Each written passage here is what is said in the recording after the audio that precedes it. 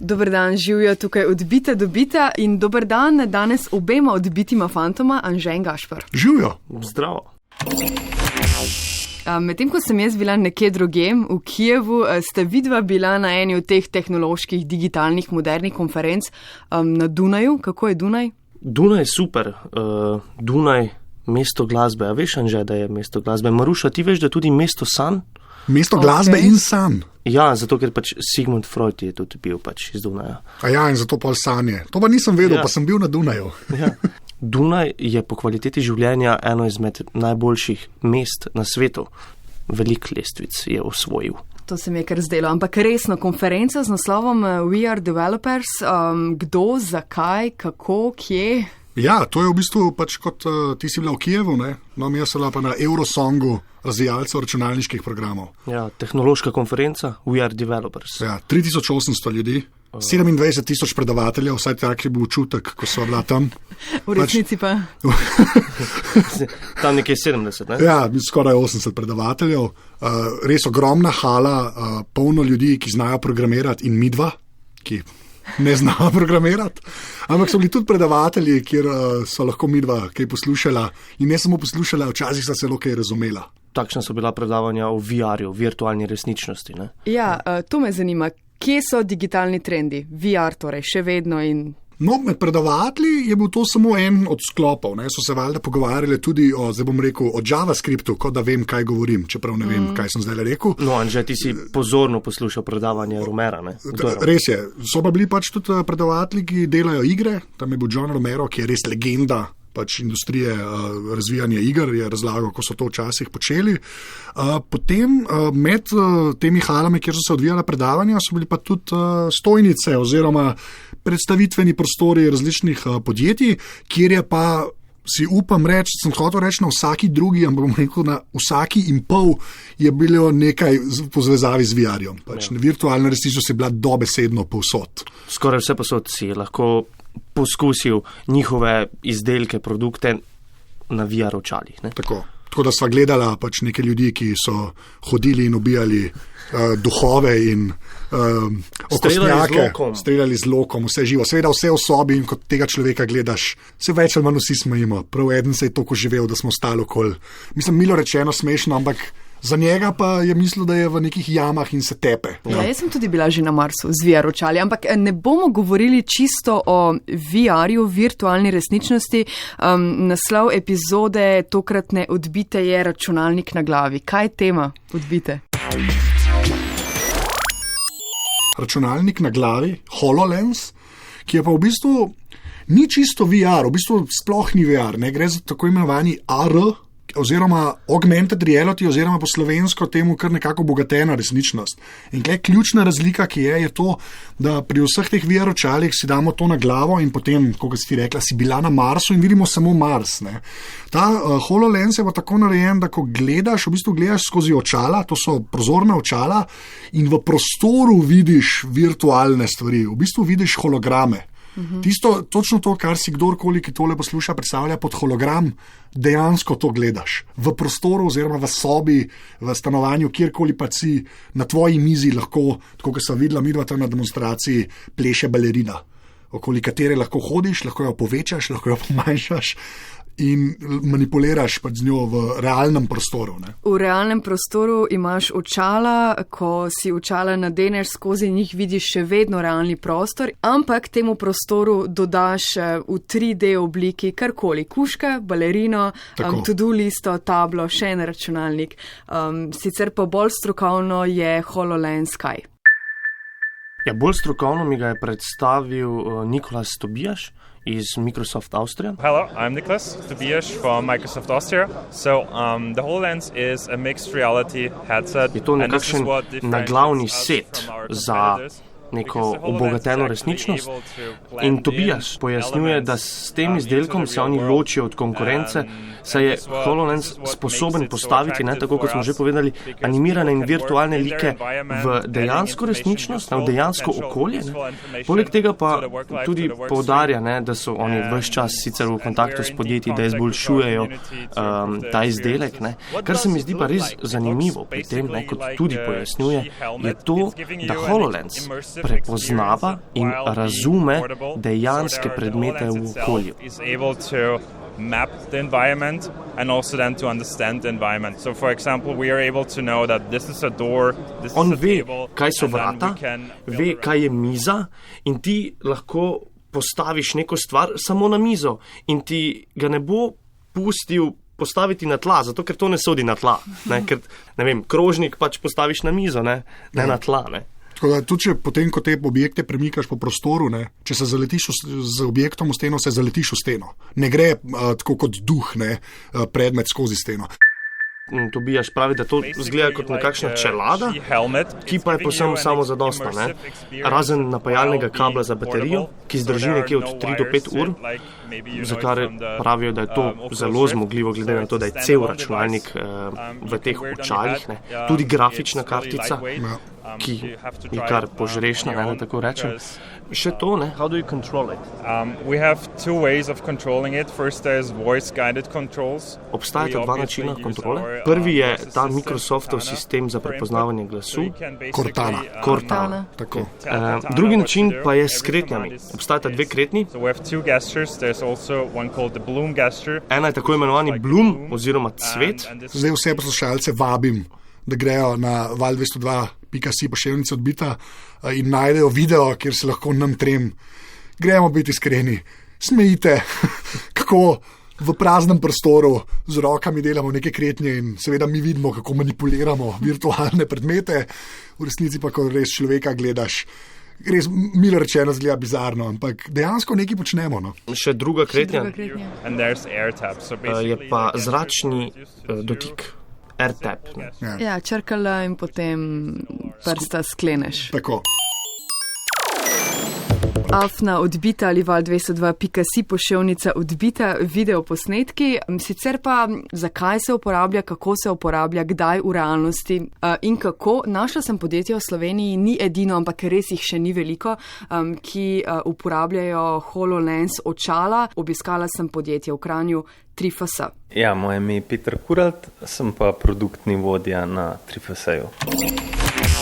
Ja, na radiju težko pokazati, ker gre za vizualno izkušnjo, ampak v osnovi popolnoma preprosto rečeno gre za računalnik, ki pa ponuja drugačen način distribucije vizualnih informacij posamezniku. Torej gre za to, da poleg svetlobe zunanje, ki jo prepušča na retino, lahko v bistvu tudi odbija svetlobo, ki jo projiciramo na leče, s čimer pridemo do obogatene resničnosti. Kakšna je razlika med VR-jem in HoloLensom? Med virtualno resničnostjo in resničnostjo, ki ponuja HoloLens, je razlika v tem, da se pri virtualni resničnosti v celoti potopimo v svet, ki so ga ustvarjali za nas. Pri HoloLensu gre pa za obogateno resničnost, kar pomeni, da mi še vedno imamo izkustvo sveta, ki pa ga obogatimo z različnimi vsebinami. Se pravi, v bistvu še vedno referiramo na naš svet, s to razliko, da se v tem svetu pojavljajo tudi digitalne vsebine. Kako bi lahko to nekdo v tejle sejni sobi še uporabljal? Kaj bi si lahko postavili na steno, na stol, na mizo? Tako, midva sva v pisarni, da pa bi si poslušalci lahko predstavljali, gre za to, da bi v ta prostor lahko postavila praktično karkoli. Recimo lahko bi si postavila tablo, na kateri bi bile zapisane dnevne naloge, recimo poročilo o vremenu, poročilo o zgoščenem prometu, praktično bi lahko na enak način brskala po internetu. Prostor možnosti je, da rečem, skoraj da neomejen. Nadeta moram imeti očala. Niso še v prosti prodaji, pa tudi ne izgledajo preveč prijazno zaenkrat, malo so pretežka. Se vam zdi, da bo to res prišlo v uporabo, da bom lahko sedela v pisarni s temi očali? Drži, trenutno je tehnologija če tudi nad vse zanimiva, še vedno delamo v povojih, kar pomeni, da očala HoloLens so trenutno namenjena oziroma dostopna predvsem razvijalcem.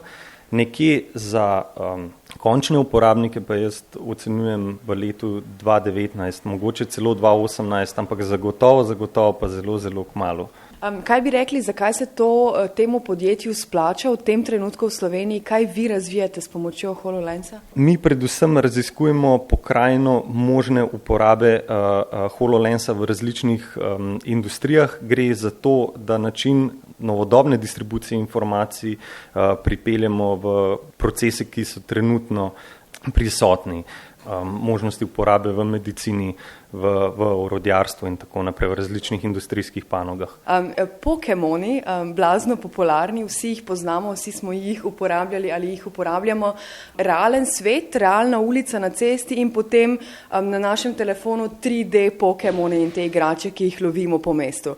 To bi lahko bilo nekaj podobnega, če prav razumemo. Lahko. Razlika je v tem, da gre za dva povsem različna načina distribucije informacij. Če recimo vzamemo za primer telefon, na telefonu je še vedno dvodimenzionalna ploskev, na kateri potem mi rokujemo s Pokemoni.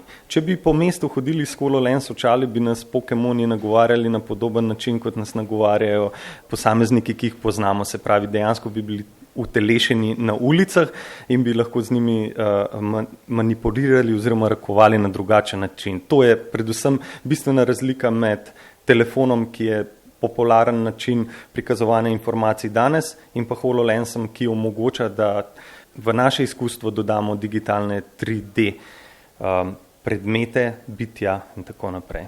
Kaj mislite, kaj se bo bolj obneslo, VR ali HoloLens? Kaj bo bolj uporabno tako čez 10 let? Doma, ko bomo prišli iz službe, bomo zagotovo uporabljali očala in pripomočke za virtualno resničnost, ko pa bomo v službi, pa bomo zagotovo uporabljali pripomočke za obogateno resničnost. Torej, ko bomo v službi, bomo obdani z AR-om, ko pa bomo doma, pa bomo obdani z VR-om. Sogovornik je bil zelo optimističen, da bo zelo kmalu prišlo to v realnost, v realno življenje vseh nas. Samo spomniti se je treba, ko sem midva govorila o telefonih, kako z vsakim letom ratujejo tanjši, pa v bistvu hkrati tudi bolj zmogljivi, tako da ne vidim nobenega razloga, da ne bi bilo enako s temi očali. Moram pa reči, da jaz, ko sem jih imel na glavi, sem bil kar presenečen. Mislim, ko si rekla težka, ja, mogoče že, ampak sem pričakoval, da bo bolj okorno vse skupaj izpadlo, ne?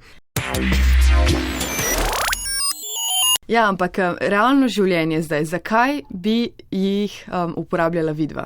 Prva stvar, ki mi pade na pamet, in to je v bistvu tudi eden od razvijalcev, en slovenski, ki sva ga midva srečala na tej konferenci, ki je poznal HoloLens, smo se malo pogovarjali, in v bistvu rekel, da bi ga kar uporabljal nekako na mest monitorja, računalniškega, kjer v bistvu bi lahko nekje v sobi bi bil brskalnik, nekje bi bil koledar, tako da v bistvu res kot nek nadomestek pač monitorja. Zdaj, karkoli si človek predstavlja, da je lahko na monitorju, zdaj pa tukaj so, tako kot sem rekel, koledarji, brskalniki ali pa tudi igre, oziroma tisto, kar mogoče bi bilo res dokaj epsko, film, to bi rad doživel enkrat v življenju, da se v bistvu, da tam ni nič, potem pa, ko bi dol očala dol, bi pa zgledal, kada gledamo steno in se smejim, recimo. Tako da jaz bi res tako, monitor bi omaknil in vse, kar je zdaj na monitorju, bi bilo v bistvu pred mojimi očmi v moji sobi. Gašper? Vidiš, ko si omenil kino, sem si ravno predstavljal, da sediš v kinodvorani in kar naenkrat zraven tebe sedi, ne vem, Jack Sparrow iz Piratov s Karibov. Mislim, to dejansko bi bilo možno pri teh obogateni resničnosti. Drugače sem si pa predstavljal, po mojem bi bilo super v avtu. Prometne informacije, ne vem, koliko se pelješ. Ja, v bistvu... Na desni vidite grad, na levi je nakupovalno središče. Google Maps varianta v resničnosti, medtem ko smo na cesti. Ja. Mislim, koliko te to zmede sicer. Ampak to je res, seveda, varnost. Če neš drugega pa za sopotnika. In pri teh očalih bi dejansko nekdo lahko sedel zraven tebe. Jaz sem v bistvu prišli do zaključka, da če nimaš prijateljev, je HoloLens super. Jaz ste gledali on film Her, ne? Ja, Her, ja. Maruša, zakaj bi ga pa ti? Jaz sem danes, ko sem si nadela očala, mi je najprej bila všeč ta ideja, da sem se spoznala z medicino in anatomijo. Dejansko jaz verjamem, da bodo namesto učbenikov in nekih praktičnih vaj, laboratorijskih, začeli to uporabljati tudi pri študiju, pri učenju, pri praksi. Človek, mlad raziskovalec, ki končuje študij medicine, se ne more srečati z praktičnimi organi, razen če prisostvuje operaciji, ne more tega videti, obračati, premikati, razen če ima slikico določenega organa v knjigi, v učbeniku. Predvidevam, da v prihodnosti, predvsem za študente, predavatelje, za učenje medicine ali česarkoli drugega. Mislim, da je možnosti kar nekaj, no? Ampak sploh ta manipulacija v prostoru se mi zdi dosti ključna, to si zelo lepo rekla. Nek učbenik za karkoli, da lahko ti plastično stvari prikažeš, pa predvsem, ker se potem to lahko podvaja v nedogled. Tako kot včasih je bilo treba vse natisniti, zdaj pa ena datoteka doske, lahko vsem pošleš. Tukaj je v bistvu isto. A si predstavljate, recimo, kako bi se otroci v šoli učili, ne vem, zgodovino, prazgodovino? Pojdimo malo v prazgodovino. Ja. In kar naenkrat se ljudje sprehajajo mimo nas iz prazgodovine. Ja. Dinozauri. Ja. Ne, super je. Danes, poleg tega, da sem se učila medicino, sem bila v Peruju. Ampak, super za učenje zgodovine mogoče, ampak sva potem s Petrom sklenila, da je tukaj VR v prednosti. Ja. Virtualna resničnost te pripelje na prizorišče v Peru, kamorkoli v zgodovino, kjer se bolj počutiš tam, točno tam in se ti zdi vse zelo realno. Tukaj pa se mi zdi, da pač Microsoft želi samo v korak z virtualno resničnostjo, zato tudi ta dodana vrednost, da sem lahko prišla v Peru in okrog sebe videla okolico pri neki znamenitosti v mestu. Ja, za vse to bi HoloLens uporabljali mi, zelo verjetno tudi vi. Še vedno pa moramo povedati, da ta izdelek je še vedno namenjen in tako mi tudi je razlagal ta iz Microsofta Avstrija.